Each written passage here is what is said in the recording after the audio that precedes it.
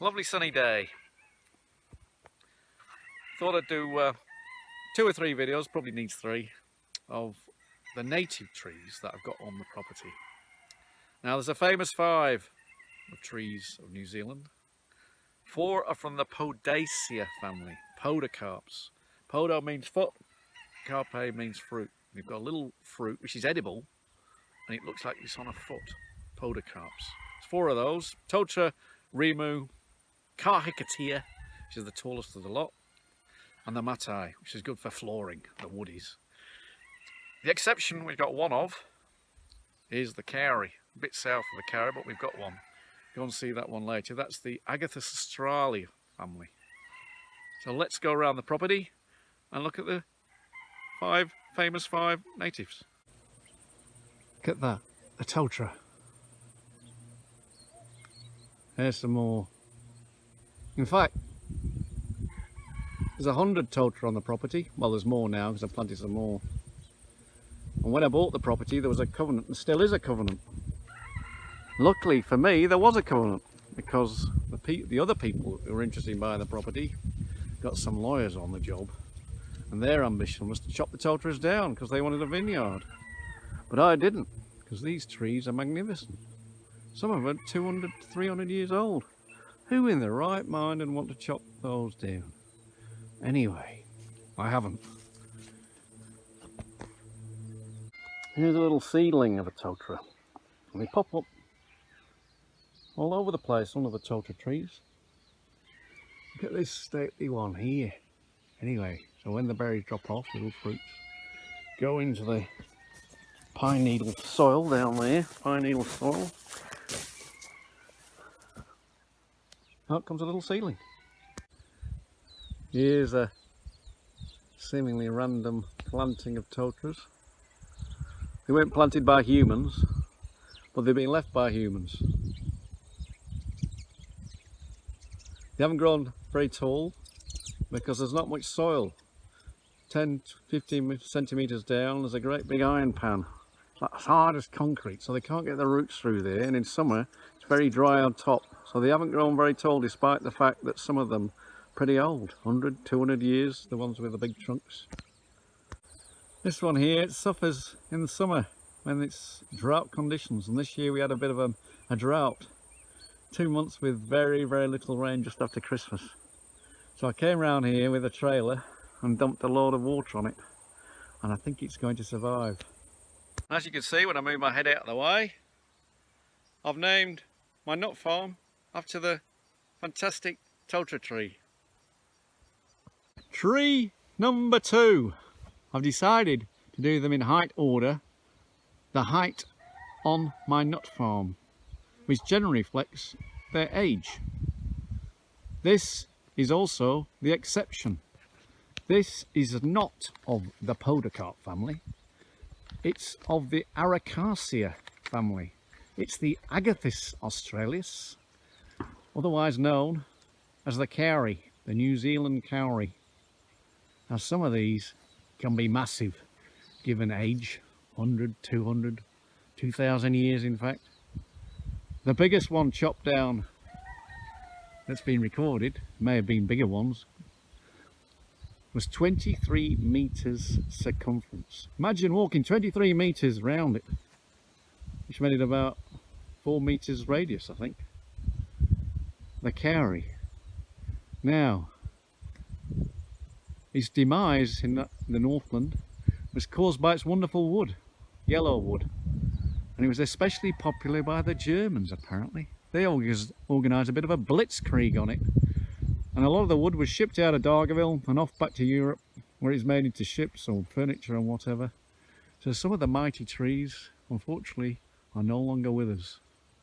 Now I bought this one, 25 years ago, in a pot. I bought 2 of them in fact, one of them died. So I bought it before I even had the nut farm. Grew it in a pot, didn't know what I was going to do with it. But I planted it out here. Now it's a bit far south for a Kauri. They tend to be a bit further north in the country. But this one, as you can see, is doing very well. The Kauri. The Kahikatea, tree number 3 of my famous 5. Now, This tree likes water, can stand in water. That's why I planted it next to this drainage channel here. Now it's a bit difficult to see because it's against this backdrop of black walnuts. But in time, if it gets there, it can get up to 60 metres tall. And for most of its height, it won't have any branches. They tend to fall off. It's New Zealand's tallest tree, as I said, and the white man gave it the very imaginative name, the white pine. The white reflected the colour of its timber, pale timber that has no smell or taints the product. That's why it was used for butter boxes until about 1910. The Kahikatea. Now its Latin name is, this is a bit of a mouthful, Dicracarpus dacrydiodes. Try spelling that. The Matai. Now this tree changes its foliage through its life, and this one's still in its juvenile stage. I've moved it, I think 4 times. This is its final place, because like the Kahikatea and the Rimu, it does not like dry soil. Now planting it near here, the pond, and it's doing pretty well. Now the Kahikatea, which has got similar looking leaves, was called the white pine. And the white man gave this another imaginative name. They call this the black pine. Guess because its wood's darker. It's used a lot in floorboards and weatherboards for houses in New Zealand. Now, the botanist gave it another long name. What's it called? The Prumopitis taxifolia, right? But it's still a member of the podocarps, and it has those little berries on a foot, sort of thing. This is the last of the 5, and perhaps, well, in my opinion, it's the most beautiful.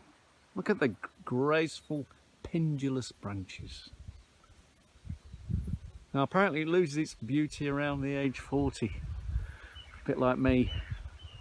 But this one's about 10 years old, so it's going to see me out. Anyway, the white man gave it the name the red pine, probably because of the colour of its timber. The botanist gave it the name Dacrydium cupressinium. I suppose its foliage is a bit like the cupressus. Now the trees behind it, they're American swamp cypress trees. Well, they're another story. The first Rimu I bought, I put it next to the house because they're supposed to be lovely garden specimen trees. Mine was a lovely garden specimen tree. It cost me $60, one of the most expensive trees I bought. But he started going brown colour, so I looked it up and he said they do go brown in late summer, winter. Well, mine didn't come green again in spring. We had a field day and we had an expert came round, Eric Keynes, and he took one look at it and said, "He's dead." And that was because it was probably too dry where it was. So undeterred, I bought another one, this one, and I planted it next to the pond, and as you can see, it's done pretty well. So that's it. Famous 5 trees of New Zealand. Well, that's in my opinion. I've got lots of other New Zealand trees, but they can feature in later videos. Hope you enjoyed it.